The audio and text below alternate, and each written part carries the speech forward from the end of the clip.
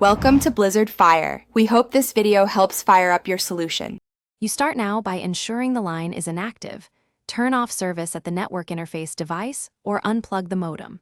Once done, remove the wall plate screws and expose the jack. Make sure to gently pull the plate to avoid damaging wires. Identify conductor colors and count pairs, because knowing which pair carries the active circuit tells you which pair to terminate. Keep your punch-down tool and replacement jack handy. This first step sets the foundation for a correct, reliable termination. Now prepare the cable by stripping about 1/2 inch of jacket and fanning out the pairs, but do not untwist more than 1/2 inch. Preserving twists maintains signal integrity. Once aligned, match each conductor to the jack's labeled terminals.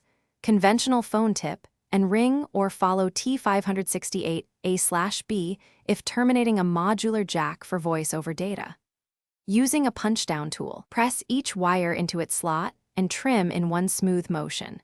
This ensures a solid mechanical finish by seating the terminated jack into the wall plate, tighten screws, and restore line power or reconnect the modem.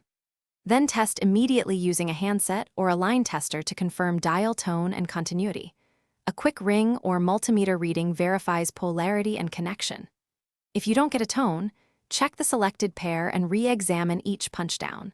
The most common faults are wrong pair choice, a poorly seated conductor, or nicked insulation. Fix the specific issue and retest until the line is stable.